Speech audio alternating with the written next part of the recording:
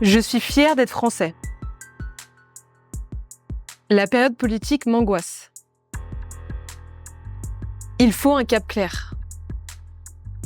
Vous avez la ref quand même, j'espère. Ouais, je sais qui devrait être Premier ministre. Je n'étais pas engagée avant les élections européennes. Alors, je m'appelle Charlotte, j'ai 25 ans. Au premier tour, j'ai voté blanc et au deuxième tour, j'ai voté blanc. J'ai été satisfait des résultats. J'ai fait barrage lors des élections législatives. Je peux facilement changer d'avis. Certaines personnalités politiques de mon camp m'ont fait honte. Je m'appelle Félix, j'ai 20 ans et je suis étudiant en licence gestion des organisations. Pour qui tu as voté au premier et second tour des législatives? LR, anti-Ciotti. Les deux fois? Non, la deuxième fois, elle a été disqualifiée, donc Macron. J'ai peur pour les élections présidentielles de 2027. J'ai longuement réfléchi à mon vote. Toutes les élections ont la même importance. Il est temps de parler d'écologie. Le NFP va s'effondrer. Le RN est un danger pour le pays. Je m'appelle Mathis Faure, je suis étudiant en droit en Master 2 à l'Université d'Angers. Pour qui tu as voté au premier et second tour des élections? J'ai voté pour le Rassemblement national. Emmanuel Macron a eu raison de dissoudre l'Assemblée nationale. Le NFP est un danger pour le pays. Les médias m'ont aidé dans mon choix de vote. Je me sens légitime d'être là. Le vote ne changera rien. Je m'appelle Hugo, j'ai 19 ans, j'habite à Paris et je suis étudiant à la Sorbonne en histoire. J'ai voté Nouveau Front Populaire au premier tour et au deuxième tour pareil. J'ai été influencée par les prises de position de certaines personnalités. Mes proches votent comme moi. Les jeunes sont de droite. Les jeunes sont de gauche. Les jeunes sont perdus. Il faudrait être un expert pour s'exprimer. Je ne comprends pas les gens qui ne votent pas. On a le droit de s'en foutre de la politique. C'est devenu très difficile de débattre aujourd'hui. Heureusement qu'on est là. Hein. Je pourrais être amie avec les personnes autour de la table. Au moment des élections début juillet, nous vous avons proposé 4 vidéos sur notre chaîne. 3 interviews avec les représentants de chaque camp et un débat avec des militants politiques. Alors on est vraiment content d'avoir organisé ces émissions et particulièrement le débat sur lequel on a eu d'excellents retours. Merci à vous. Ces législatives, c'était aussi pour nous l'occasion d'instaurer de nouvelles règles dans le débat et d'innover éditorialement en vous proposant désormais un fact-checking sous chacune de nos vidéos en commentaire épinglé. Alors pour débriefer cette période politique et un peu avoir votre ressenti sur ce qui s'est passé, on a demandé à 4 d'entre vous via nos stories Instagram, vous pouvez d'ailleurs nous suivre sur Le Crayon Média, de nous donner votre point de vue sur la situation politique. Alors ce que vous allez voir n'est pas un débat d'experts, mais le témoignage de jeunes Français. Bonne vidéo. Petit coup d'envoi du début du match, première minute de jeu, une personnalité, pas forcément politique, ou une anecdote, un fait, qu'importe ce que vous voulez, qui vous a marqué positivement ou négativement, et évidemment on expliquait les raisons, et qui reflète votre vote. Là, je pense à Thibaut Inchep qui a dit que justement, il ne fallait pas être influencé par les autres et pouvoir nous-mêmes choisir, sans que ce soit au rôle des influenceurs, etc., de pouvoir nous dire pour qui voter. Et je trouvais que c'était plutôt bien qu'ils disent ça. C'est pas pour rien que l'isoloir, c'est un lieu intime où chacun vote en secret. Chacun doit se faire sa propre opinion et en fonction de ça, en fonction de sa vie, de ce à quoi il aspire, il vote et voilà, et ça concerne que cette personne-là. Moi, c'est lors du rassemblement après le second tour à République. C'est une prise de parole de Rai, c'est un ancien footballeur du PSG qui a pris parti et qui expliquait qu'il fallait lutter contre l'extrême droite. Et je trouvais que c'était un beau discours. L'extrême droite est un mouvement global qui s'organise. Il faut qu'il y ait une résistance qui s'organise aussi. Les 4 ans de Bolsonaro, c'était terrible. Il y a des centaines de milliers de Brésiliens qui sont morts. La forêt amazonique aussi qui a beaucoup souffert. Il y a plein de choses difficiles même à s'exprimer. Et là, on est au bord d'une situation très critique, non seulement pour la France, mais pour le monde. D'accord avec toi quand tu dis que Thibaut InShape avait fait une bonne action en disant qu'il ne fallait pas se laisser influencer par justement les avis des influenceurs. Je trouve que c'est une très bonne idée justement parce que beaucoup trop, selon moi, de personnages publics, même politiques aussi, donnent des consignes de vote alors que je pense que tout le monde est apte à pouvoir réfléchir de lui-même et à savoir ce que peut lui correspondre le plus entre la gauche, la droite, le centre ou même s'abstenir. C'est le choix personnel de l'électeur. Alors moi, je pense que c'est David Linard, donc le maire de Cannes, qui a mentionné le fait que la crise de la dette actuelle en France, c'est un des plus grands risques qui pèsent sur justement nos enfants, nos petits-enfants, et c'est eux qui vont en pâtir de notre surconsommation d'argent public.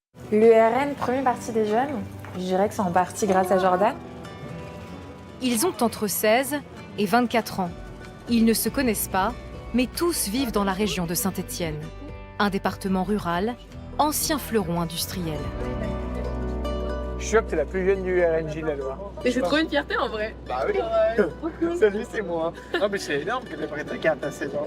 Ouais, mais en fait, genre, ça faisait longtemps que je voulais la prendre. Quelle était votre opinion vis-à-vis de la politique, justement, avant les élections? Parce que la politique, est-ce que ça a changé quelque chose en vous? Est-ce que ça a réveillé? Qu'est-ce que vous en pensez? Moi, personnellement, ça faisait un moment que je m'y intéressais quand même. Depuis que j'étais après le lycée, je pense, je me suis bien intéressée. Et moi, personnellement, j'étais beaucoup de gauche, en fait, au début. Vraiment, je faisais beaucoup de manifs du côté gauche, etc.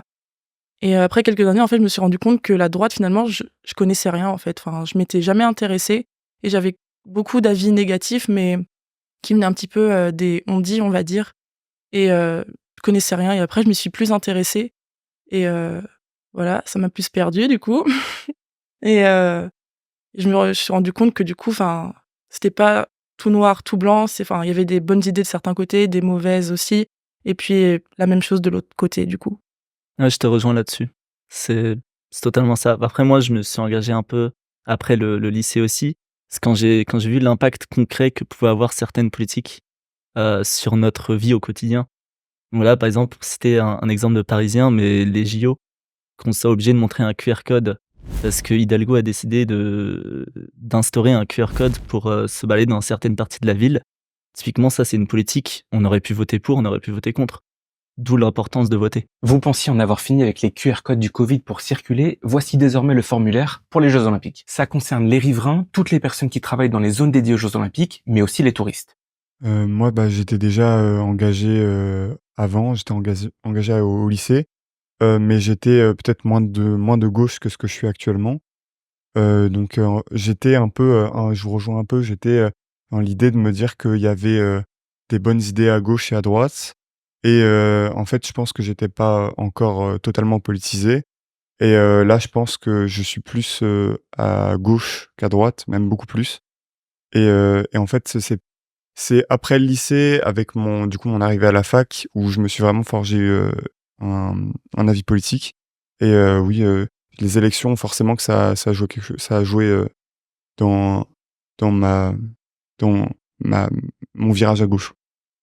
Dans la même dynamique, moi, c'est quand je suis rentré à la fac que j'ai commencé à me politiser réellement et puis avec une véritable idéologie forgée. Je m'y intéressais quand même un peu au lycée, mais c'était rien de fondamentalement très sérieux ni même de très construit. Mais en rentrant à la fac, et puis il y a une maturité intellectuelle qui apparaît, on réfléchit davantage, on réfléchit différemment aussi, en gagnant de maturité. Et c'est à ce moment-là que, contrairement à vous, pour le coup, je me suis politisé beaucoup plus à droite.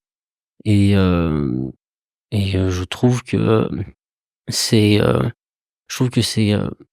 de plus en plus de jeunes se politisent, je trouve. Mais justement en gagnant avec cette maturité intellectuelle, je trouve ça très intéressant du coup, parce que ça donne aussi des discussions bien différentes, que ce soit à droite ou à gauche ou ailleurs.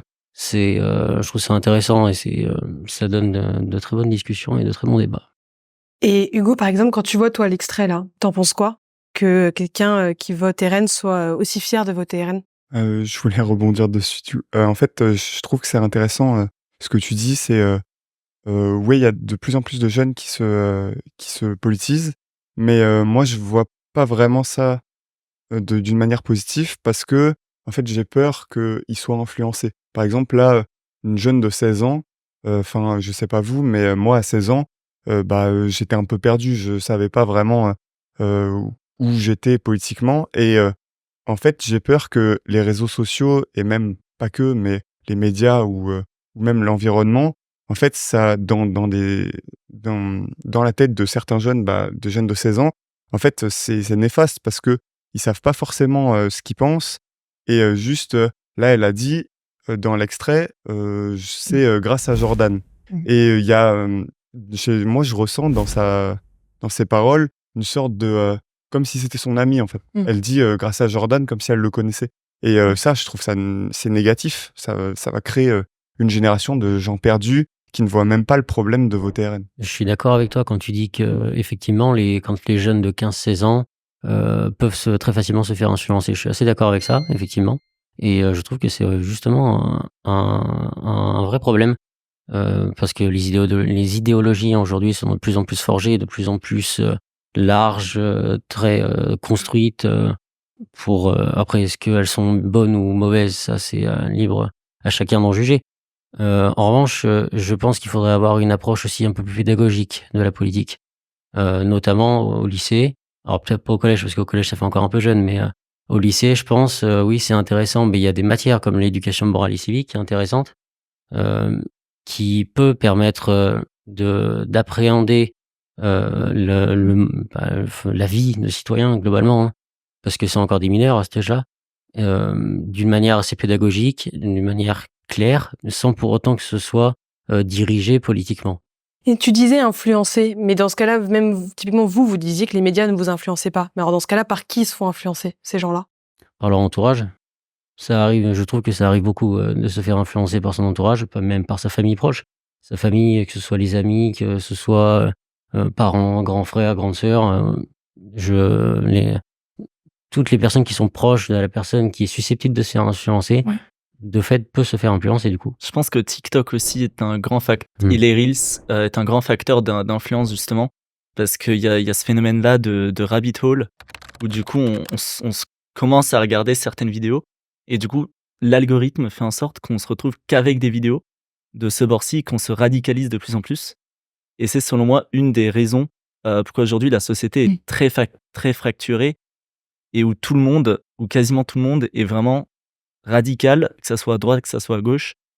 Et moi, ça, franchement, ça me fait peur parce que je vois qu'il y a vraiment deux blocs dans la société qui se forment et que ces deux blocs-là, on sent qu'ils sont pas très loin de l'affrontement. Et ça me fait vraiment peur.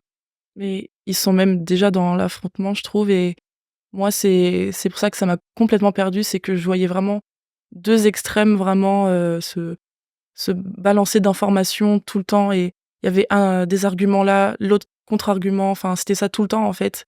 Et du coup, on se disait, mais enfin, qui dit qui dit la vérité, qui il faut croire, et est-ce que les sources d'informations dans lesquelles on s'instruit, est-ce qu'elles sont bonnes? En fait, on va tout le temps tout remettre en question. Et personnellement, moi, ça m'a énormément perdue. Je suis d'accord avec vous et moi, j'avais l'impression que c'est donc pendant la campagne des législatives et aussi des européennes, il y avait, un côté, un peu enfantin à la politique où, sur les réseaux, par exemple, quand, Jordan Bardella, il fait des shorts ou des réels, Instagram et il met une musique de techno et puis, une punchline avec, «Votez pour moi». Il y a des millions de Français qui n'arrivent plus à se chauffer, qui n'arrivent plus à se soigner, qui n'arrivent plus à se loger et à qui on vient de dire dans quelques années, vous allez devoir, si vous voulez acheter un véhicule neuf, vous procurer un véhicule électrique qui coûte beaucoup plus cher. Ou alors, quand il a fait la réponse à Squeezie, enfin, c'est pas très mature, je trouve.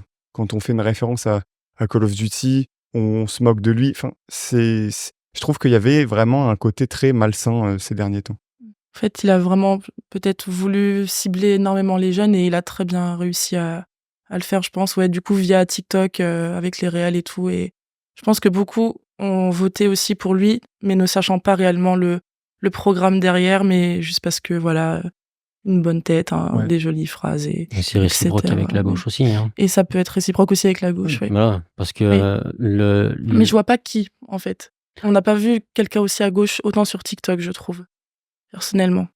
Parce qu'il y a que TikTok pour vous qui a autant influencé? TikTok le favorise, je pense. Le favorise beaucoup plus que Instagram, oui. Mais tous les réseaux sociaux, globalement, sont de nature à influencer beaucoup. Et le contenu qu'on y voit, forcément, est adapté à nos préférences. En fonction de nos likes, en fonction de nos préférences, nos vidéos, nos contenus préférés, forcément. Ils vont pas nous mettre quelque chose qui nous fait pas plaisir. Sinon on quitterait la plateforme. Pour te rejoindre, toi, ce que tu disais sur le manque d'arguments, je pense que c'est juste un problème inné au format des Reels, qui sont par définition environ 60 secondes. Et en 60 secondes, je vois mal comment on peut développer un point. Et c'est pour ça que justement la politique s'est transformée en espèce de battle de punchline. Et du coup, il y a beaucoup moins d'arguments. Et du coup, le débat s'est émotionnalisé et il y a beaucoup moins de rationnel. Mais est-ce que vous pensez que c'est vraiment propre aux réseaux sociaux? Parce qu'il y avait eu à un moment une émission qui avait été faite sur TF1, un reportage. Ils étaient allés voir une dame qui avait voté le RN, une dame âgée de 64 ans, et qui justement exprimait que elle avait voté le RN et on lui demandait pourquoi. Et elle disait parce que le programme a l'air pas mal. Et pourquoi le programme était pas mal? Elle disait je sais pas, le programme a l'air pas mal. 64 ans, peut-être qu'elle est sur TikTok, mais c'est pas vraiment la moyenne d'âge. Est-ce que vous pensez dans ce cas-là que les personnes âgées, qui peut-être elles-mêmes ne regardent pas forcément le programme, sont influencées comment? Pourquoi elles-mêmes, justement, qui auraient peut-être les capacités de plus comprendre les programmes par rapport aux jeunes qui peut-être aujourd'hui n'ont pas tous les codes, et comment on l'explique ça, justement? Parce que ça vient pas forcément de TikTok. Je pense que, en tout cas pour le RN, je pense que c'est explicable par le fait qu'on ait des médias qui distribuent l'information en continu. Donc par exemple BFM TV, par exemple CNews, ou même dans le service public, je sais pas comment elle s'appelle la chaîne, mais il y a des chaînes d'infos en continu. Et du coup, à chaque fois que quelque chose arrive à un endroit de la France, toute la France sera au courant et ça surreprésente du coup très très fortement les faits divers et les drames qui arrivent, oui, mais qui sont dans la tête des gens bien plus communs que ce qu'ils sont vraiment.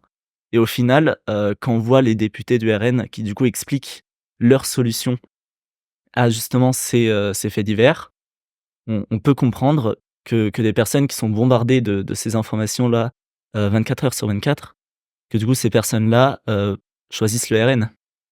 Et c'est intéressant. Et il y a aussi un truc, je pense qu'il faut comprendre, c'est que dans les médias, tu parlais aussi de médias privés comme BFM ou CNews. En fait, il y a les gens qui possèdent ces médias, ils ont un intérêt à faire ça. Et je pense qu'il y a aussi, en parlant par exemple du groupe Bolloré, il y a une volonté de mettre une ligne éditoriale aux médias et de faire voter RN aux gens. Enfin, c'est ce que je ressens. Moi, de mon point de vue, c'est que j'ai vraiment l'impression que quand Hanouna lance à une semaine des législatives une émission sur Europe 1 où il fait en permanence que de critiquer la gauche, il y a quand même une volonté de faire élire un parti au pouvoir et ça se ressent. Et puis, ça crée un climat qui est... Je pense que c'est aussi pour ça que les législatives, ça a été un climat assez compliqué. C'est qu'en fait, on était bombardé d'informations d'un camp ou de l'autre. Il n'y avait aucune parole, aucune discussion. Et puis moi, j'avais peur. Moi, j'étais vraiment pas bien pendant cette période. Et du coup, selon toi, le service public, par exemple, est impartial? Non, j'ai pas dit ça. Non, je pense qu'il y a des mauvais côtés des deux camps, mais que j'ai l'impression que cette élection législative, on a quand même vu un camp en particulier surreprésenté. Je sais pas de votre point de vue, mais... Je pense que ça dépend totalement de la chaîne et que chaque chaîne a son biais idéologique. Et justement, les chaînes du service public sont très marquées sur la ligne du gouvernement. Mais ça change pas qu'elles sont marquées idéologiquement. Et c'est pour ça que je pense que privatiser le service public, qui est une mesure du RN par exemple, n'est pas forcément une mauvaise chose. Je pense pas. Et quel bilan justement vous feriez de cette période électorale? Est-ce que pour vous, enfin, mettons chacun de vous en même temps, hein, mais quels auraient été pour vous les deux plus gros problèmes de ces élections, les deux plus gros points positifs à en tirer, et même aussi est-ce qu'il n'y a pas des sujets hyper importants qui n'ont pas été adressés, peut-être comme l'écologie, qui n'ont pas été assez mis en avant? Alors moi, je pense totalement que l'écologie a été complètement ignorée, alors que c'est avec la dette vraiment le facteur le plus important pour notre futur. Et ça a été complètement ignoré au profit de sujets qui fracturent encore plus la société. Donc le RN contre le LFI, avec d'un côté les antiracistes, de l'autre côté, entre guillemets, les racistes. Bien sûr que ça dépend des points de vue. Mais des deux côtés, il y a eu justement que sur ce sujet-là, il n'y a eu aucun autre sujet de traité, alors que l'écologie est bien plus importante, et que ça soit pour l'un ou pour l'autre. Et demain, pas demain, mais peut-être dans 10-20 ans, la Terre sera peut-être plus vivable, il fera beaucoup plus chaud, il y aura encore plus d'immigration, justement parce que des pays entiers deviendront invivables à cause du réchauffement climatique. Et c'est un sujet prioritaire. Je suis d'accord. La question de l'écologie est un enjeu majeur aujourd'hui. En revanche, c'est pas non plus le seul enjeu majeur qu'on constate en France. Je veux bien que ce soit aussi un enjeu à l'échelle du monde, mais le but de la politique en France, d'une part, c'est de favoriser justement cette écologie en France, mais aussi favoriser l'intérêt de tous les Français aussi. Il y a pas l'écologie, c'est vrai, c'est un enjeu considérable. En revanche, il faut aussi pouvoir satisfaire tous les domaines, tous les enjeux globalement, parce que l'écologie en est un grand, mais ce n'est pas le seul. Il y a le pouvoir d'achat, il y a l'immigration évidemment. Justement, comme tu le disais, avec l'écologie, si elle n'est pas mise en place, le climat risque de se réchauffer et de créer des vagues d'immigration climatique. Donc ça, les deux finalement peuvent être liés. Donc je pense qu'il faut mettre sur la table tous les sujets et ne pas en favoriser un plus que l'autre. Tous sont importants. Après, il y en a certains qu'on priorise parce que justement ils sont plus urgents que d'autres, et d'autres qu'on fait passer un peu plus en arrière parce que justement on n'a pas forcément, peut-être pas encore forcément les moyens, ou un parti décide de favoriser un enjeu plus que l'autre. Par exemple, il y a beaucoup d'enjeux qui ont été traités, mais la dette n'a pas été traitée du tout. Enfin, si elle a été traitée, le NFP a proposé de résoudre le problème de la dette en prenant encore plus de dettes. Macron a décidé de continuer comme c'était le cas. Et le RN n'en a quasiment pas parlé. Le programme économique, personne ne le connaît. Justement, c'était une question que je voulais te poser, c'est en quoi consiste le programme économique du RN? J'avais la même question. Du coup. Si, il est connu, il est marqué dans son programme, justement. Donc je veux dire, il suffisait aussi de regarder le programme du Rassemblement national. Après, je suis pas candidat, je suis pas un politique, non, et encore moins un économiste. En revanche, je me suis basé sur mon choix, en tout cas, sur les avis des économistes, notamment de celui de Charles Gave, qui a chiffré les programmes notamment donc du NFP et du Rassemblement national. Et celui du NFP est terriblement plus coûteux que celui du Rassemblement national. Même si effectivement il va falloir creuser la dette pour pouvoir la pallier, ça va être évident. Il va falloir faire des dépenses pour pouvoir pallier ces mêmes dépenses. En revanche, on peut faire des dépenses minimales plutôt que de considérablement creuser la dette pour finalement ne pas la Et de combien tu disais de combien terriblement coûteux? J'ai lu que Charles Gave avait chiffré le programme économique du NFP de 250 milliards d'euros, je crois. J'avais lu 128. 128? Ouais. Mais c'était une autre source. Moins 128. Quelle source? Petit carton là, attention. Là, j'ai pas le nom, mais il me semble que oui, c'était 126 ou 128. Après, Charles Gave n'était pas catégorique, mais en tout cas, c'était une estimation. Pour le NFP, donc de 250 milliards. Et pour le Rassemblement national, c'était autour des 50 milliards, donc au moins 5 fois moins. Donc pour moi, ce ce programme économique du Rassemblement national me paraissait beaucoup plus intéressant que celui du Nouveau Front populaire. Et Petit peut-être carton pour vous deux quand même. Hein. Pas très précis les chiffres là. Hein. Moi je maintiens là. Attention, petit carton. Ah, pas de précision, pas de chiffres sûrs, guys, carton. peut-être qu'il coûte moins cher, mais en attendant, il y a rien de concret. Enfin, de mon point de vue, le programme économique du RN, c'est vraiment de la poudre aux yeux pour maquiller un fond qui est beaucoup plus sombre que. En fait, le programme, on parle du programme économique du RN, mais on sait tous pourquoi les gens votent RN. C'est pas pour le programme économique. Enfin, Pourquoi ils voteraient RN donc? parce que je pense ils ont fondamentalement un problème avec l'immigration, et alors que, je trouve que, de mon point de vue, c'est pas un problème. L'immigration est une richesse en France. On gagne de l'argent grâce à l'immigration. Et puis, il y a, je trouve, et c'est pas que actuellement, l'extrême droite a toujours eu un problème avec l'immigration. Par exemple, en 2002, quand Jean-Marie Le Pen disait le 1 million de chômeurs en France, c'est 1 million d'immigrés en trop, ça montre que le problème n'est pas, par exemple, la sécurité, mais bien qu'ils ont un problème fondamentalement avec les immigrés. Parce que à l'époque, le problème lié à l'immigration, c'était ah, ils nous volent notre travail. Et maintenant, c'est ah, on n'est pas en sécurité. En fait, j'ai l'impression, de mon point de vue, que le problème n'est pas une question de sécurité ou de travail, mais un problème fondamentalement d'accueillir les gens. Tu disais, attends, juste, tu disais, en parlant du NFP, ils gagnent de l'argent grâce à l'immigration. Non, je parle pas du NFP, en France, on gagne de l'argent grâce à l'immigration. Ça nous génère de l'argent. Oui, mais du coup, combien T'as un exemple précis avant de te prendre un petit carton, là. Exemple, je ne sais pas.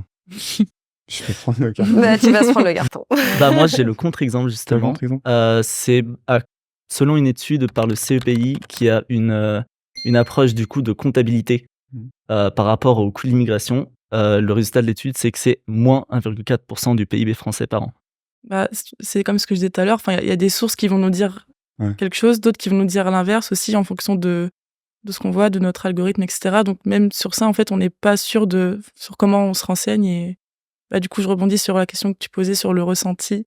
Mais du coup, moi, c'est une période où je me suis sentie hyper confuse et pas bien du tout parce que justement, j'avais l'impression que c'était le bien, le mal, mais du coup, vice-versa des deux côtés, en fait, juste que les deux bords juste se balançaient des trucs horribles entre eux et qu'il y avait presque pas de discours.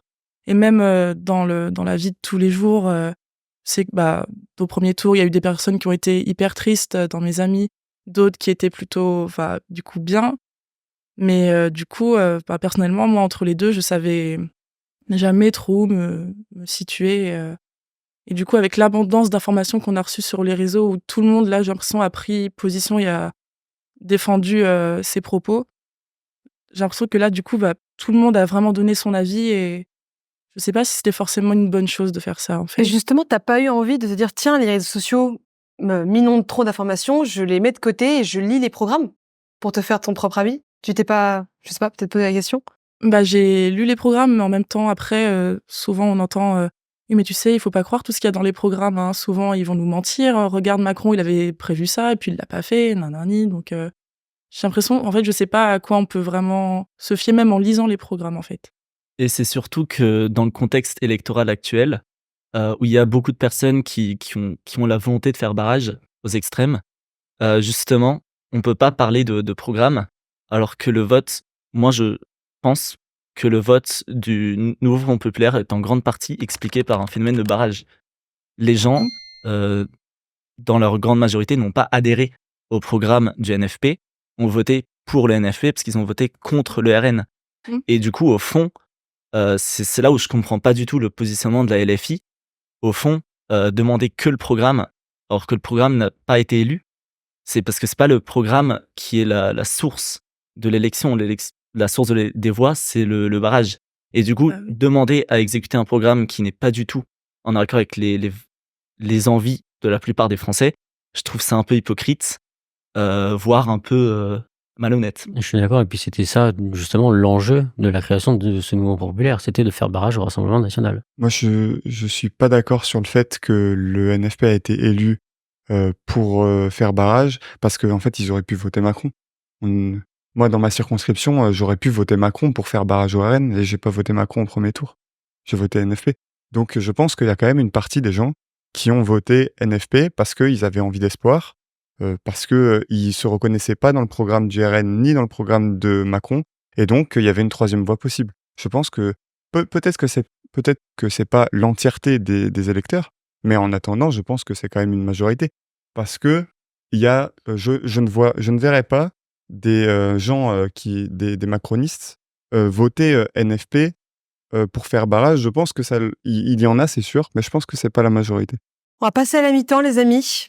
Un côté positif, une anecdote, un moment, ce que vous voulez, que vous avez apprécié dans l'un des camps opposés. Moi, je dirais que c'est les péripéties à droite, avec d'un côté Ciotti qui trahit son parti, de l'autre côté Marion Maréchal qui trahit Reconquête, qui va au RN, mais au final pas trop. J'ai pas trop compris, mais c'était très très drôle à suivre, avec toutes les péripéties au siège des Républicains, avec justement Ciotti qui s'était enfermé au siège. Qu'est-ce que vous faites dans votre bureau? Le travail. Et Pécresse qui lui a foutu une gifle. C'était quand même assez drôle. Ouais, je voulais dire ça aussi, mais d'un point de vue plus heureux, en fait, j'étais content de voir que la droite, donc LR, n'avait pas rejoint le RN et était resté républicain et avait dit nous on n'y va pas, et j'avais trouvé ça très honorable. J'ai trouvé assez intéressant le fait que les nombreux partis du nouveau Front populaire sont en total désaccord quasiment sur leur programme. Les LFI qui n'ont pas du tout les mêmes programmes que les communistes ou les écologistes, ils ont réussi en 24 heures à peu près, globalement, à se mettre tous d'accord comme ça. C'est assez drôle, et puis maintenant de voir qu'en fait, ça ne sont toujours pas d'accord, en fait, finalement. Donc de voir qu'en fait, finalement, le NFP n'était juste que pour faire barrage, selon moi, quand on regarde un peu la construction, de sa construction jusqu'à maintenant, quasiment sa fin. Moi, ce que je conseille de NFP, justement, c'est justement les 24 heures qu'ils ont pris pour s'unir face au RN. Parce que je trouve ça très respectable dans le fond, de passer outre ces différences internes de partis, parce que comme tu l'as dit très justement, les partis des NFP ne sont pas du tout d'accord sur environ 95% des sujets, mais ils ont réussi à se mettre d'accord en même pas 24 heures pour constituer un Front populaire. D'ailleurs, même le nom est très bien trouvé, parce que historiquement, le Front populaire, c'était Léon Blum contre Pétain. Et du coup, le nom était très très bien trouvé. Ça, je dois leur concéder que c'était une bonne idée assez rapidement. Je concède. Ce qui a été bien, c'est que peut-être du coup au second tour, vraiment beaucoup plus de gens ont été tout simplement votés. Je ne sais pas si c'est dû aux réseaux sociaux, vraiment il y a eu beaucoup d'incitations sur le vote. On voyait ça partout, aller voter. Et du coup, j'ai trouvé ça plutôt bien du coup. Vous avez vu les manifestations massives de la jeunesse qui nous ont demandé ce nouveau Front populaire?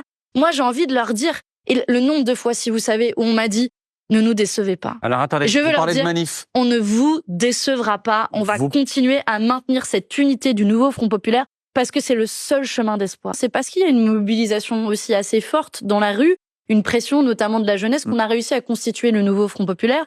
Et aujourd'hui, il faut que les électrices et les électeurs s'en mêlent pour que le résultat des urnes soit respecté. Et bien sûr que c'est bienvenu. On peut pas juste laisser cette question être une discussion d'appareil politique dans des couloirs feutrés. Il faut que le peuple s'en mêle. Je veux dire, il y a une participation, j'en parlais à l'instant, historique depuis 1981. Et ensuite, les électeurs, on va leur dire, bon, allez, partez en vacances et votre vote n'est pas respecté. Il faut que les gens s'en mêlent. Moi, j'appelle très solennellement à ne pas tourner le dos au verdict des urnes et à s'en mêler. À s'en mêler, il y a plein de manières de s'en mêler. Manifestations, grèves peuvent être des modalités. C'est pour le coup aux syndicats de décider, aux associations de décider. Je crois qu'il y a plusieurs appels différents à mobilisation, parce que s'il n'y a pas de pression extérieure, alors on va continuer le fait du prince. Parce que c'est ça qu'Emmanuel Macron est en train de faire. C'est un fait du prince. Alors, moi, du coup, respecter le fait des urnes, je trouve ça très, très drôle de la part de la LFI qui n'a, premièrement, pas gagné de voix lors de ces élections.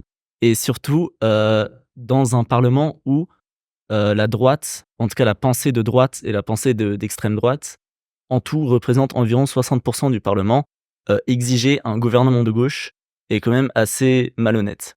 Et j'estime que les Français ont à minima demandé un gouvernement macroniste, LR, voire même du Rassemblement national en partie, mais un gouvernement de gauche serait tourner le dos à 60% des Français. Je suis d'accord. Je suis assez d'accord aussi. Et donc, du coup, il faudra un gouvernement de quoi? Comment? Il faudra un gouvernement de quoi? Un gouvernement Macron? Attal? Macron? Alors que... Le problème, c'est que Macron a accepté sa démission ce matin ou donc là très récemment. Donc oui, justement, c'est parce que là, au fond, Macron se rend respectable à travers le fait de dissoudre l'Assemblée, parce qu'il a vu le 9 juin, il a vu lors des élections européennes que la Macronie, donc le centre, a été défaite. Il l'a vu, donc il dissout l'Assemblée, c'est tout à fait honorable de sa part.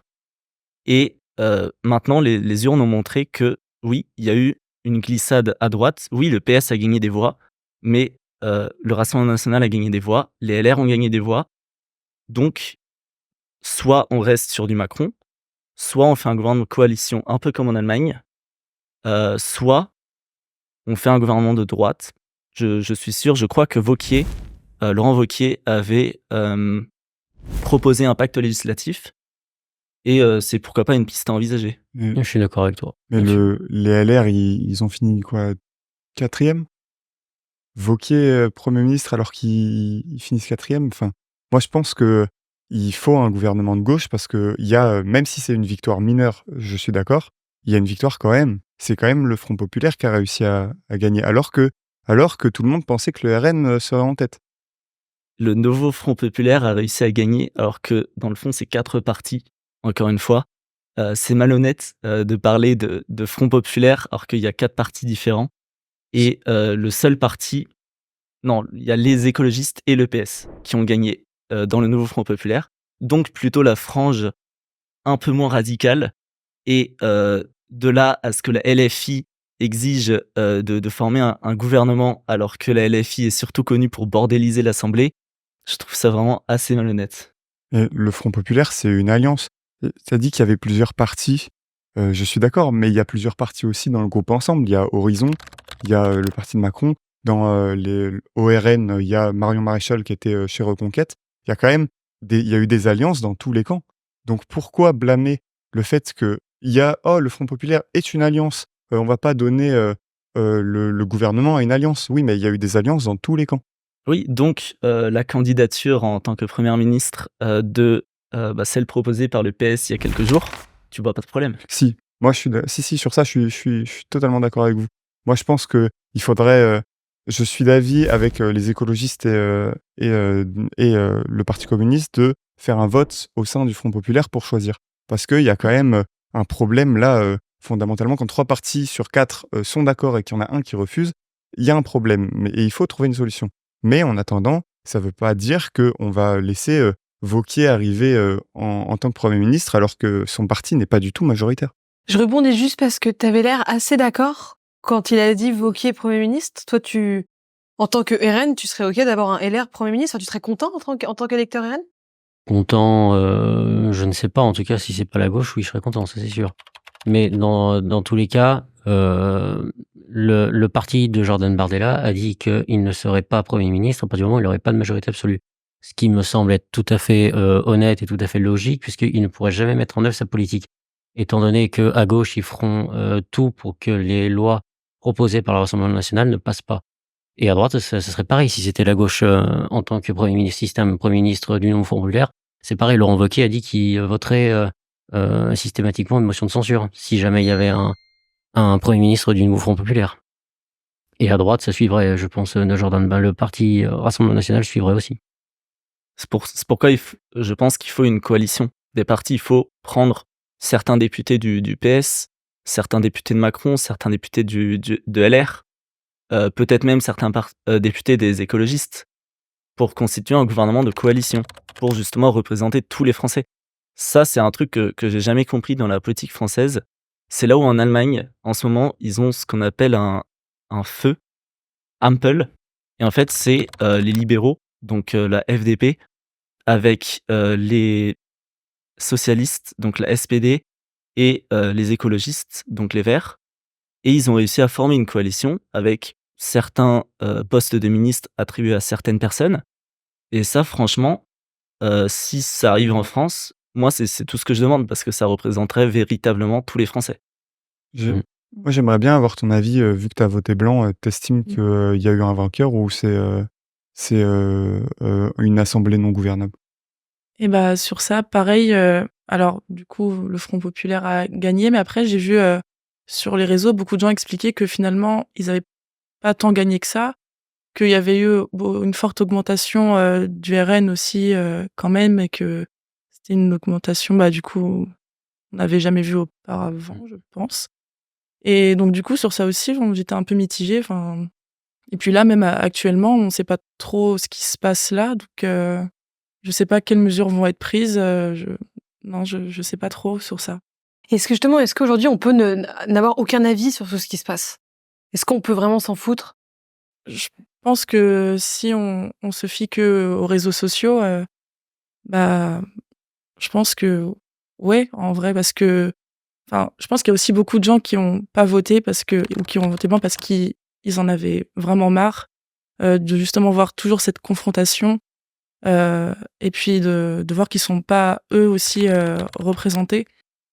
Et là, vu que c'était quand même beaucoup, sur les réseaux qu'on a pu, peut-être s'informer de la mauvaise façon, d'ailleurs, bah, ça a fait que ouais, ça a vraiment un énorme bazar et voilà. Et c'est possible, je veux dire, et selon toi, aujourd'hui, il y a vraiment aucun parti qui représente vraiment une idée qui ferait que tu aurais envie de voter pour? Je vois des bons et des mauvais côtés, et des fois même, des choses que je connais pas forcément moi. Par exemple, le parti de Macron, je sais que justement la Renaissance, j'ai eu vraiment l'image de Macron pendant ce mandat-là, où personne n'a été vraiment satisfait. Et j'avoue, j'ai plus cette image-là plutôt qu'une vraie connaissance du parti Renaissance, en fait. Et c'est pour ça que même Macron, je me voyais pas voter pour lui, parce que je me suis dit: «Bah, non, c'est genre, ces dernières années, il y a rien qui s'est passé de bien, donc je vois pas pourquoi je voterais Renaissance aussi». Mais je sais que c'est pas très bien de penser comme ça non plus. C'est marrant parce qu'on disait à une époque qu'une élection se gagnait sur le terrain. Et est-ce que vous pensez que au fur et à mesure, maintenant les élections vont se gagner plutôt sur les réseaux sociaux? Moi, je pense que oui, parce que même si à titre personnel, au premier tour, j'ai voté pour le candidat local qui est ancré là où j'habite, que je connais, où j'ai eu l'occasion de discuter avec lui de plein de sujets et qui m'a vraiment convaincu aussi de sa volonté de faire le bien dans la circonscription. Autant je pense que la majorité des Français ne pensent pas comme ça, voire ne connaissent pas personnellement certains candidats, et du coup ne peuvent pas déterminer justement quel candidat est le plus ancré localement, parce que au fond c'est ça, les élections législatives, c'est une élection régionale, c'est par circonscription. Ouais. Chaque circonscription élit et chaque circonscription vote pour son candidat, et du coup le candidat qui doit représenter la circonscription. Pourtant, ce qu'on a vu dans beaucoup de circonscriptions, c'est des parachutages, des personnes que personne ne connaît, qui n'ont jamais vécu dans la circonscription. Et mais visiblement, ça ne gêne pas les personnes, parce qu'elles votent quand même pour, parce qu'au fond, les gens votent pour l'idée d'un parti. Les gens votent pour ce que représente un parti. Pour les NFP, les gens votent pour Mélenchon, par exemple. Pour Macron, ensemble, les gens votent Macron. Et les gens ne votent pas le candidat individuellement qui leur plaît le plus, alors que c'est justement l'intérêt des législatives. Je suis d'accord avec le fait que les élections vont se gagner de plus en plus avec les réseaux. Mais je pense qu'il y a quand même toujours une partie de terrain. Par exemple, là, au premier tour des législatives, le Front populaire était pas du tout en tête. Et c'était le RN qui était au-dessus. Et puis après, il y a eu des rassemblements, des manifestations auxquelles j'ai pu participer. Et en fait, on a vu vraiment qu'il y avait une grande mobilisation. Et je pense que ça se gagne sur le terrain, mais pas que pour c'est pas que les représentants. Donc toi, tu parlais de personnes qui habitaient dans la circonscription, et je suis d'accord, il faut des gens comme ça. Mais je pense que la victoire se fait pas que par eux, mais se fait aussi par le peuple, par les gens qui comme nous, s'expriment, par des manifestations, par des grèves. Il faut se faire entendre parce qu'en fait, on peut pas laisser des gens nous représenter sans qu'on prenne aussi la parole. Je pense que c'est important qu'on prenne tous la parole. Et donc, je pense que les manifs, ça peut être une bonne solution. Bah, les manifs, ça peut être une bonne solution si ça finit pas avec la place de la République complètement taguée, avec des poubelles brûlées de partout et avec de la crasse un peu partout. Parce que ça, dans le fond, c'est ça ce que je reproche le plus aux manifestations de gauche et d'extrême gauche, c'est que ils sont incapables d'avoir une manifestation dans le calme et avec le respect des lieux. C'est là, je vais donner un exemple. Je suis pas d'accord avec la manif pour tous, mais la manif pour tous, dans l'ensemble, il y a eu aucun débordement. Il y en a eu quasiment pas eu. En tout cas, j'en connais aucun. Dans ma tête, c'est pas une image de manif qui a tout cramé, qui a tout tagué. Alors que systématiquement, les manifs de gauche, c'est systématiquement ça. Et c'est ça ce que je comprends pas. Et c'est justement pour ça que je n'ai pas voté à gauche. J'étais à la manif contre l'extrême droite juste après le premier tour et même un peu avant. Et il y avait pas de débordement, j'y étais, il y avait pas de problème. C'était plutôt des chants bon enfant. Il y avait vraiment pas de soucis, il y avait des drapeaux, c'était vraiment très sympa. Et même la manifestation, j'étais à une manifestation qui n'était pas organisée, c'était une manifestation spontanée. Et là, pareil, pas de soucis. Et à celle qui était organisée, il y avait encore moins de problèmes. Il y avait les syndicats, c'était très très bon enfant. J'ai vu vraiment aucun débordement. Toutes les pancartes étaient, ça prônait l'amour. Il y avait des drapeaux français. C'était beau, c'était une belle manif. Et il y avait pas de débordement. J'ai pas vu une poubelle cramée. J'ai pas vu un tag déplacé. C'était vraiment très propre. Pourtant, la place de la République a bien fini taguée avec des poubelles cramées. Il y avait pas de poubelle cramée à la République, j'y étais. Et tu parles de quelle manif? Bah, celle qu'on a vu passer sur Twitter. Oui, mais en fait... Et tu vois, en fait, ça, encore une fois, tu vois, peut-être, mais ça, c'est tout pareil. En fait, sur les réseaux, tu as vu ça. Et peut-être que, enfin, c'est sans doute vrai. Mais peut-être que autant de l'autre côté, on peut aussi voir, on peut ne pas voir peut-être justement des manifestations où il y a eu des débordements, mais qui ne sont pas montrés. Mais moi, pour le coup, j'ai vu comme toi. J'ai vu que quand le parti LFI a gagné aux dernières élections, j'ai vu qu'il y avait eu de gros débordements. Mais derrière, quand j'en ai parlé à des amis de gauche, ils m'ont dit « Ah bah moi, bizarrement, dans mon algorithme à moi, je vois pas ça, je vois l'inverse. » Donc, c'est ça aussi. On revient à la question des algorithmes, où en fait, ils vont te montrer que ce que tu as envie de voir. Mais je suis d'accord avec toi. Ce que tu disais, c'est que les manifestations de gauche ont toujours cette fâcheuse tendance à toujours tout dégrader. Et je l'ai vu pour être sorti à Lyon, où je suis chez moi, le soir des élections, où sur la place Bellecour, c'était un rassemblement de manifestants de gauche et qui ont tagué la statue de Louis XIV. Ils l'ont tagué, mais avec des tags, mais qui sont ignobles, quoi. Enfin, c'était une atrocité de lire ça, surtout sur un monument historique. Parce qu'elle venait d'être rénovée et il faut encore la rénover une nouvelle fois pour juste des débordements qui n'auraient pas lieu d'être. Nous, le Rassemblement national, si on avait effectivement gagné les élections, à aucun moment il y aurait eu des manifestations de cette nature. Tu le penses? Il y aurait eu des contre-manifestations. Je pense aussi. Ah, il y aurait eu des contre-manifestations, ça c'est sûr, oui. Ça, je suis convaincu de ça. Je pense qu'il y aurait eu des débordements plus graves que une statue, même si c'est grave, je suis d'accord. Mais je pense que, par exemple, quand on a vu des mecs du GUD dire on va taper des homos quand le RN va gagner, enfin, moi, ça me terrifie. J'ai terriblement peur de ça. C'est pas le Rassemblement national. Je suis contre totalement. C'est terrible. Hein, c'est une atrocité de lire ça. C'est comme la manifestation de l'ultra-droite qui a eu lieu très récemment, où effectivement les idéologies sont atroces, ne correspondent pas du tout au Rassemblement national. Et pour autant, ça s'est pas mal passé. Il n'y a pas eu de débordement. Il y avait eu de nombreux encadrants et notamment de beaucoup de CRS et de forces de police pour encadrer cette manifestation. Il n'y a rien eu, rien du tout.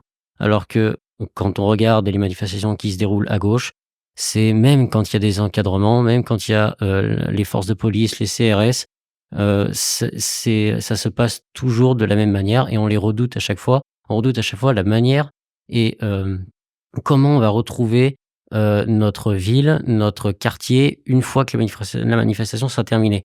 Et j'ai un ami qui est agent de police judiciaire et qui en témoigne aussi. C'est lui, donc il est dans les manifestations et il les vit pas forcément très bien. Justement. Mais justement, est-ce que les problèmes des manifestations, que ce soit à droite ou à gauche, dans les deux cas, c'est parce qu'il y a des personnes des camps opposés qui viennent en fait foutre la merde? Est-ce que c'est pas ça en fait aussi qui crée, et que c'est pas forcément que à gauche, que ça peut être aussi pour des manifestations de droite et inversement? Oui, mais évidemment, je le nie pas. Forcément, il y aura forcément des gens qui vont profiter de la manifestation pour casser, détériorer et nuire à l'image de la manifestation. Je dis pas que toutes les manifestations de gauche le sont. En revanche, c'est une dynamique qui est quand même très soutenue, c'est une tendance qui est quand même très souvent qui se présente très souvent dans le temps, où les manifestations de gauche sont de plus en plus mal gérées et on arrive à des détériorations qui ne devraient pas avoir lieu. En revanche, à droite, ça arrive aussi qu'il y ait des débordements. Je le nie pas, évidemment. Il y en a qui profitent de ces événements pour arriver à leur fin. C'est ce que tu disais. Il y a des gens qui profiteraient de cette occasion pour mettre en œuvre une idéologie qui ne ressemble pas au Rassemblement national. On va faire avancer un peu le débat, ça vous va? Question un peu plus généraliste qui vous laisse l'opportunité de répondre à ce que vous voulez, évidemment. Que préconisez-vous pour améliorer la situation politique en France, mais pour l'avenir? C'est quoi l'avenir? C'est quoi les solutions? Qu'est-ce qu'on peut espérer?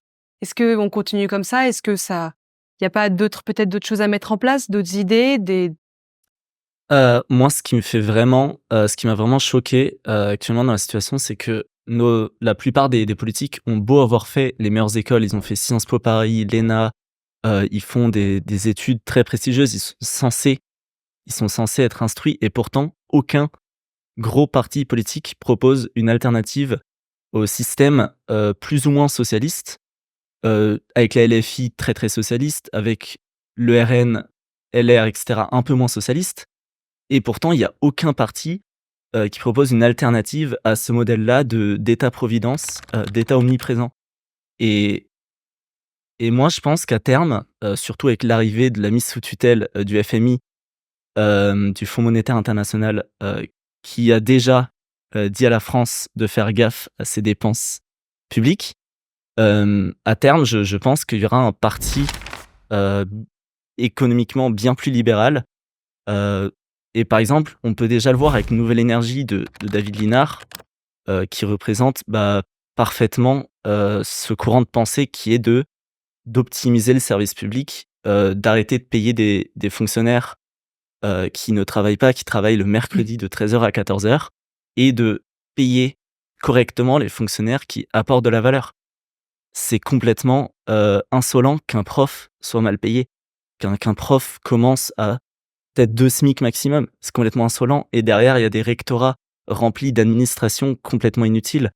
Donc pourquoi on ne peut pas rediriger les salaires du rectorat vers les salaires des profs, qui eux sont bien plus méritants de ce salaire, parce qu'ils sont bien plus utiles à la société? Je suis assez d'accord.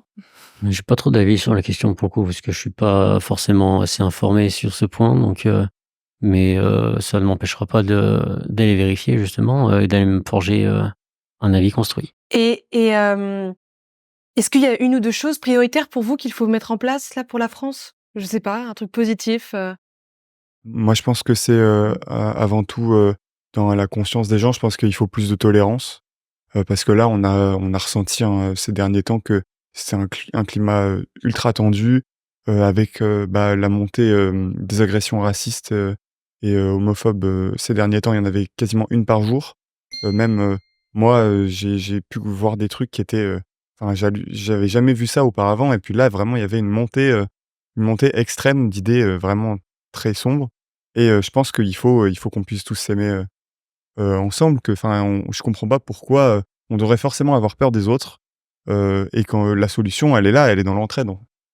Et justement, tu penses pas que la LFI, le RN aussi, mais tu penses pas justement que la LFI a joué un gros rôle justement cette fracture de la société, dans cette même je m'avancerai un peu racialisation de la société, parce qu'au fond la LFI comme le RN ont une obsession pour l'origine supposée des personnes, et c'est justement ce côté-là, je pense, qui explique cette fracture énorme de la société.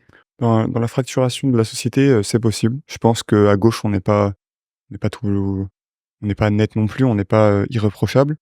Après, je pense que le problème, comme tu disais, il y a vraiment un problème avec les étrangers. Je pense que c'est le RN et que LFI répond à ça. Après, je suis pas d'accord avec LFI. J'ai pas voté pour eux. Quand tu disais tout à l'heure que on votait le nouveau Front populaire pour, par exemple, Mélenchon, j'ai pas voté Front populaire pour Mélenchon. Moi, j'ai voté pour un programme. J'ai voté parce que j'estimais que c'était nécessaire, et je le referai sans hésiter.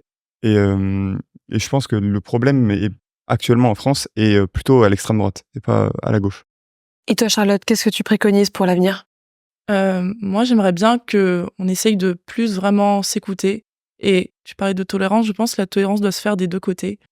Parce que je trouve qu'il y a eu beaucoup de, j'ai pas envie de dire radicalisation, mais vraiment d'avis très tranchés des deux côtés. Je pense que les partis de gauche, des fois, ne connaissent pas suffisamment ceux de droite, et qu'il faudrait vraiment plus de discussions comme on est en train de faire là pour apprendre à mieux connaître ce parti-là, parce que je suis entièrement persuadée qu'il n'y a pas que des racistes au RN. J'en suis persuadée. Et je pense qu'en fait, on devrait plus vraiment poser nos idées et vraiment apprendre à mieux s'écouter. Et je pense que les réseaux ont pas du tout aidé cette année, parce que j'ai l'impression qu'il y avait vraiment une division. Et même, on a vu pendant cette période législative, je sais pas vous, mais j'ai l'impression qu'il y a eu beaucoup plus de conflits aussi entre amis proches, entre connaissances, alors que sans les élections, on parle de politique, mais pas autant. Et je trouve que c'est mieux aussi quand ça reste peut-être dans la sphère privée et qu'on arrive tous à bien s'entendre sur d'autres sujets. Qu'est-ce que t'en penses Je suis d'accord avec ce que tu dis, effectivement. Ouais. Je suis assez d'accord. Où on a vu que mais ces élections de cette année ont pris une ampleur considérable qu'on avait, je pense, possiblement encore jamais vue. Notamment par les jeunes. Les jeunes sont beaucoup plus investis, curieusement, par ces élections-là, depuis les élections européennes.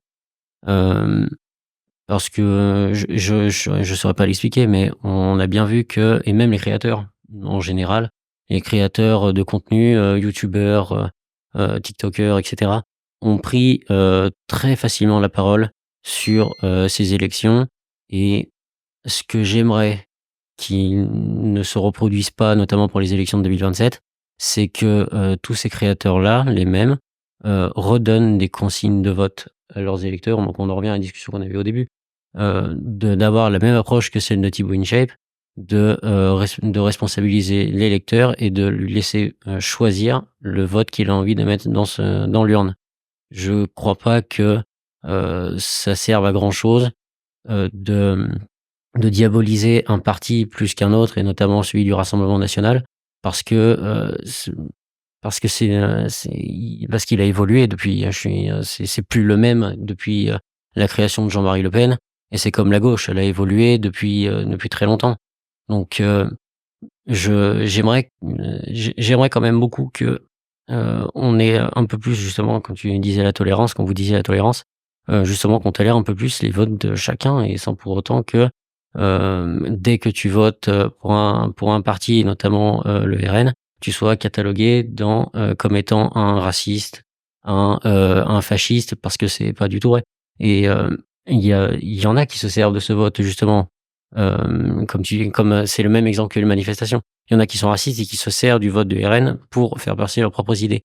Sauf que c'est pas du tout les valeurs du Rassemblement national. Et aucune des dispositions qui sont présentes dans le programme ne sont racistes. Si elles l'étaient, ces dispositions ne seraient pas présentes. Et auquel cas, s'il y avait des électeurs effectivement racistes, c'est comme ça. Mais de toute façon, le Rassemblement national va passer. Et Et ces électeurs-là n'auront pas du tout de comment dirais-je, ne servent pas à la cause et ne la font pas avancer. Mais à la gauche, c'est pareil. Il y a des gens qui profitent justement de leur des partis de gauche pour faire avancer leur idéologie, et ça ne fait pas avancer ces partis de gauche qui peuvent avoir des mesures très intéressantes. Mais est-ce que pardon, je veux dire, est-ce que toi, du coup, dans ton parti, tu comprends quand même qu'il y ait des gens qui veuillent faire barrage parce que il y a une surreprésentation un petit peu de ce côté raciste, fasciste, etc. Est-ce que tu Du côté de la comprends gauche, tu veux dire? L'image que renvoie le RN en général. Mais je pense que l'image que renvoie le RN, il y a eu des erreurs qui ont été faites par les candidats du Rassemblement national, qui ont été justement acceptées notamment par Jean-Philippe Tanguy. Il a pas manqué de le dire, et Jordan Bardella aussi n'ont pas manqué de le dire, qu'il y avait eu des erreurs. Mais il y a une part aussi de responsabilité de l'adversaire, et notamment du nouveau Front populaire, qui a diabolisé des idées qui ne sont pas réelles. C'est les idées que les partis adversaires ont diabolisées ne sont en réalité pas ces idées-là qui sont présentes dans le programme. J'aimerais rebondir sur ça. Quand tu dis que c'est une minorité, en fait, Gabriel Attal qui disait c'est pas un troupeau, c'est pas quelques brebis, c'est vraiment un troupeau. Il y a une majorité, enfin peut-être pas une majorité, mais il y a énormément de gens au sein du RN qui ont des propos très très discutables, notamment quand celle qui avait fait une photo avec une casquette nazie, quand il y a Julien Audoul il y a un extrait où on l'entend se moquer de la mort d'un agriculteur. L'agriculteur qui se pend au fêtage de son Ça, c'est pas vrai. Voilà. Peut-il avoir une trace? Ça qui se tue, les élections fortes. Enfin, il y a vraiment beaucoup d'extraits de personnes du RN qui ont des propos très très discutables, racistes, homophobes ou même juste pas humains. Je vois pas comment on peut se moquer de la mort d'un agriculteur quand on se dit défenseur de l'agriculture et de nos agriculteurs.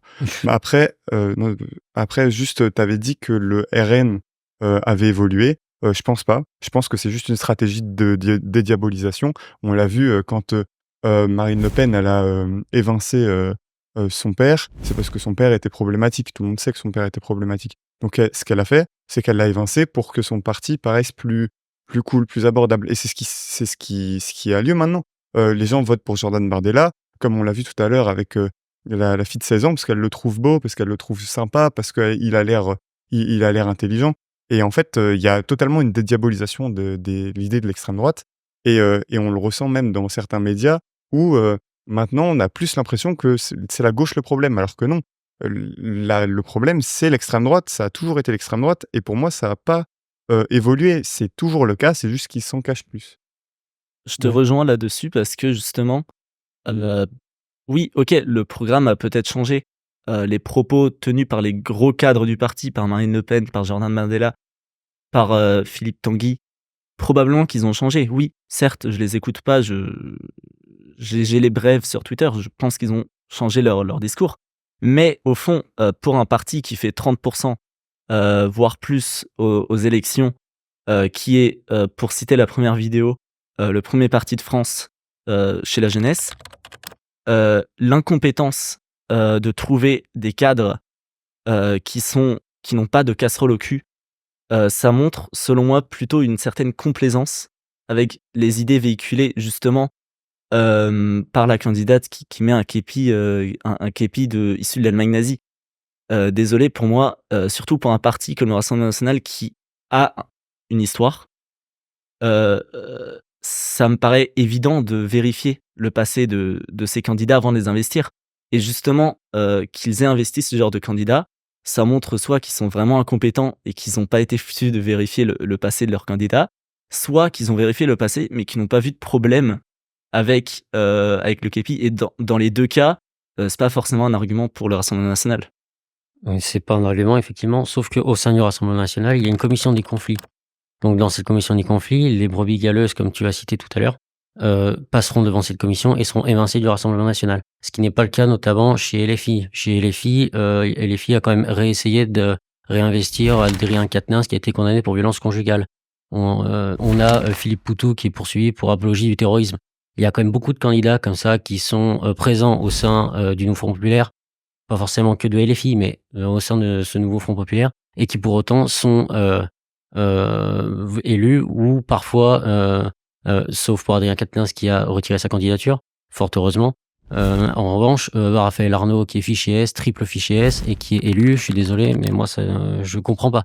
Tu vois, donc je comprends que vous puissiez critiquer les candidats du Rassemblement national qui ont des casseroles. En revanche, il y a le revers de la médaille et de regarder dans son propre parti, et là dans cette propre alliance, et vous avez des élus qui sont condamnés et fichés S, et donc qui représentent la nation. Mais justement, t'en penses quoi, Hugo, toi? Vraiment, c'est une vraie question. Ça ne te dérange pas qu'un candidat soit fiché S? Ça, pour toi, enfin, vraiment, ton avis m'intéresse beaucoup. Alors si, ça me dérange qu'on ait des gens qui soient fichés dans la coalition. Après, comme Raphaël Arnaud, c'est un militant de la Jeune Garde, c'est une association d'extrême gauche, il me semble, c'est ça, c'est les antifascistes. Donc ça ne m'étonne pas qu'il soit fiché S, mais est-ce que on pourrait élire quelqu'un qui est fiché S pour ces raisons-là? Je sais pas. Moi, dans le fond, ça me dérange un peu parce que j'aimerais quand même qu'on ait des personnes qui soient exemplaires, ce qui n'est pas le cas. Mais j'estime quand même que c'est pas le problème majoritaire parce qu'il se bat contre des idées d'extrême droite. Après, oui, c'est un souci, je suis d'accord. Mais je pense que il essaye de faire le bien, mais d'une mauvaise façon. Parce qu'il avait menacé de mort aussi. Ouais, mais je suis d'accord, il s'est mal exprimé, quoi. On va aller vers la fin de ce débat. La dernière question que j'aimerais vous poser, c'est vous, justement, en tant que jeune, où s'arrête votre engagement? Parce qu'on dit quand même tout le temps que l'avenir est dans nos mains, à tous. Nous, c'est d'ailleurs pour ça qu'on a fait le crayon. Mais vous, qu'est-ce que vous souhaitez de la part de politique? Qu'est-ce que vous attendez? Déjà, c'est une grosse bombe que je vous lâche, hein, mais je rigole. J'aimerais bien, tu parlais tout à l'heure en Allemagne, je crois, où il y a vraiment beaucoup plus d'entente entre tous les partis. C'est pas une entente, mais oui. Ouais. C'est une coalition, mais ouais. Ils se tapent un peu entre eux. Ah, d'accord. Bon.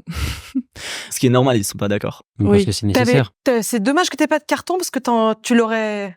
Je l'aurais bien Tu mérité. l'aurais bien perdu. Non, tu l'aurais perdu. Enfin, t'aurais été écouteur à 0. Ah oui, d'accord. T'as Ok. repris un argument d'accord. de ton... Ok. Je crois que j'avais fait une bêtise.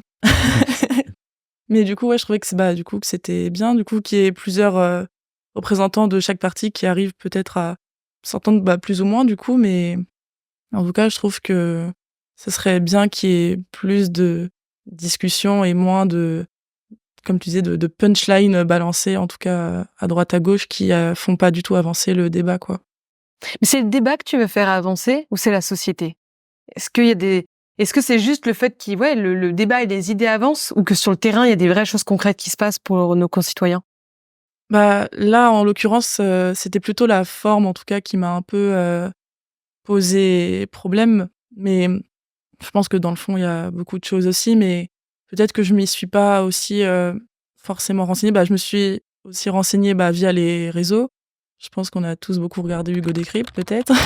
Mais voilà, c'était aussi beaucoup par ce biais-là, quoi. Moi, je pense que il faudrait que le Front populaire arrive à se mettre d'accord, ce qui est pas gagné. mais moi, je pense que la solution, elle est à gauche et qu'on peut arriver à plus de tolérance avec un gouvernement de gauche. Et maintenant, après, de mon point de vue, j'ai très très peur pour les élections qui vont suivre, notamment 2027, parce que si la gauche n'arrive pas à convaincre, on est quasiment sûr d'arriver à un gouvernement d'extrême droite. Et je pense que ça sera terrible pour notre pays et que les brebis galeuses vont ressortir et il y en aura plein partout. Moi, j'espère, en tout cas, je pense que pour le bien de la France, la meilleure solution serait un gouvernement de coalition entre justement le PS, qui s'est comporté de façon plus ou moins exemplaire durant cette campagne, ensemble, et les LR, qui n'ont pas trahi le parti pour rejoindre le RN. Parce que justement, c'est, dans mon ressenti en tout cas, les 3 partis qui certes ont des désaccords, mais qui dans l'ensemble sont rationnels et sont raisonnables. Et même le bilan de Macron, qui est assez souvent critiqué, le bilan de Macron, au fond, n'est pas mauvais. Ce que je reproche à Macron, et c'est la raison pourquoi j'ai pas voté pour Macron au premier tour, c'est qu'il ignore le peuple. Il ignore le peuple, il ignore tout le monde qui n'est pas d'accord avec lui, il gouverne en 49-3, et il n'écoute pas ses adversaires. Ça, c'est un reproche qu'on peut lui faire, mais sur le bilan, on peut pas lui reprocher grand-chose. Il a eu la crise du Covid, il a eu la guerre en Ukraine, il a eu l'inflation, et pourtant, il a réussi, durant son mandat, d'augmenter le salaire brut moyen de tous les Français de 284 € par mois. Ça veut dire que tous les Français, sous Macron, ont gagné un pouvoir d'achat de 284 €. C'est mieux que Hollande, c'est mieux que Sarkozy. Au fond, son bilan sur les chiffres n'est pas critiquable. Mais, je l'accorde, son comportement était tout sauf exemplaire et c'est l'endroit où il est peu recommandable. Et c'est justement pour ça que je pense que les extrêmes sont en train de monter. Moi, ce que j'aimerais pour la société, c'est que la politique que je soutiens arrive au pouvoir, évidemment. C'est indéniable. Sinon, je ne voterai pas pour ce parti, j'en voterai pour un autre ou je voterai pas du tout. Donc, Est-ce que ça va changer concrètement quoi pour toi, pour les gens, au quotidien, si le RN est au pouvoir? bah, déjà, ça serait une politique qui sera en faveur des Français directement et pas en faveur de politiques étrangères ou d'intérêts qui ne sont pas liés directement aux Français. Moi, c'est ça qui m'intéresse, parce que je suis français et j'aimerais que mes intérêts soient satisfaits, évidemment. Sinon, c'est pas utile. Mais voilà, donc, et moi, je crois que la politique du Rassemblement national et du parti que dirige Jordan Bardella est la meilleure pour favoriser mes intérêts et les intérêts des Français. Donc, selon toi, c'est positif pour la France d'augmenter la dette et d'augmenter la crise économique qui arrive? Mais je peux te retourner la question. Est-ce que effectivement c'est intéressant pour le nouveau Front populaire de passer et d'augmenter les charges patronales, d'augmenter les salaires et de détruire les entreprises? Mais je suis pas pour le nouveau Front populaire. Non mais je comprends bien. Non, je comprends bien, mais tu vois, la question peut se retourner aussi. Et effectivement, c'est la politique qui est à gauche n'est pas meilleure et moi je trouve qu'elle est moins bonne justement parce que elle créera effectivement, si les entreprises ferment, il y aura forcément derrière du chômage, un taux de chômage beaucoup plus élevé. Oui, Voilà. on est totalement d'accord. Voilà. Mais écoutez, fin du match, je vous laisse vous serrer la main. Fair play quand même, chers amis. C'était bien. Petite séance de tir au but. Je vous laisse chacun poser une question à un autre participant. La question que vous voulez, sur le sujet que vous voulez. Bon, quand même évidemment lié. Du coup, je vais te la poser. Est-ce que tu penses que là, ton choix actuel politique a été influencé peut-être par tes proches ou ta famille? Ou est-ce que tu penses t'être renseigné peut-être sur tous les partis et que c'est vraiment celui-là qui t'a le plus plu du coup? Je me suis renseigné sur les partis, autant sur celui que je soutiens que sur les autres, et mon choix n'a pas été influencé. J'ai fait mes propres recherches, je me suis construit mon propre avis, et j'ai considéré que c'était celui qui me convenait le plus. Et Merci. j'avais une question pour toi justement, en tant qu'abstentionniste. Je voulais savoir, est-ce que tu étais heureuse de vivre en France? Je dirais oui quand même, parce que je trouve qu'on a quand même un très beau pays. Alors après, il y aura toujours des choses à redire. Forcément, on sera jamais tous d'accord, mais je me considère quand même chanceuse d'être ici, ouais. Moi, j'en ai une, du coup, en tant qu'abstentionniste, j'aimerais savoir, est-ce que tu penses que si il y a un nouveau parti de centre, parce que t'avais dit qu'il y avait des bonnes idées à gauche et des bonnes idées à droite, est-ce que s'il y a un parti de centre, par exemple Horizon ou autre que Macron, est-ce que tu envisages de voter pour ce parti-là ou est-ce que tu vas rester dans un vote blanc? Du coup, je t'avoue que pendant, en tout cas, ces élections, je me suis vraiment pas occupée, de ce parti-là, en fait, parce que j'ai l'impression que, du coup, les 2 extrêmes me ressortaient, pas mal et j'ai l'impression qu'on a un petit peu laissé tomber, le centre et ce qui est peut-être dommage d'ailleurs parce que c'est peut-être, comme tu sais enfin, je sais pas, mais c'est peut-être le parti le plus louable finalement. Mais, donc peut-être que si je m'y penchais plus, ça serait peut-être la meilleure solution, mais je ne sais pas, j'aurais peut-être encore, des choses à redire. J'ai trouvé ça, très intéressant. Il n'y a pas eu de débordement. Très intéressant, on a pu tous s'écouter. Globalement, je trouve que ça s'est très bien passé. J'ai pas forcément d'idée où je me suis dit, «Ah oui, lui il a raison, lui il a tort, foncièrement». Problème ou pas d'ailleurs que j'ai, c'est que je ne sais pas me positionner, donc je ne sais pas trop. Mais, en tout cas, j'ai trouvé vraiment l'échange, très intéressant et le concept vraiment très, très bien.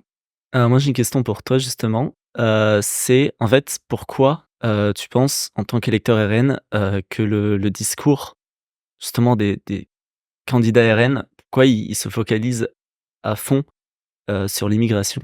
Alors que, sans même différencier le type d'immigration, parce qu'il y a les recherches d'asile, donc les personnes qui fuient la guerre, qui fuient la guerre civile et cetera. Il y a les personnes qui viennent simplement pour travailler et pourquoi le RN, selon toi, ne fait pas du tout cette différenciation-là? Le RN fait cette différence-là, justement. Le RN n'est pas focalisé que sur l'immigration. Les Les priorités, discours. oui, mais dans les discours aussi. Et justement, dans les discours, aussi bien dans les discours que dans le programme. Parce que tu retrouves le programme dans leur discours. Et le RN n'est pas focalisé que sur l'immigration. Les priorités, si Jordan Bardella était Premier ministre, c'était le pouvoir d'achat, la sécurité et l'immigration. C'était ces 3 points principaux.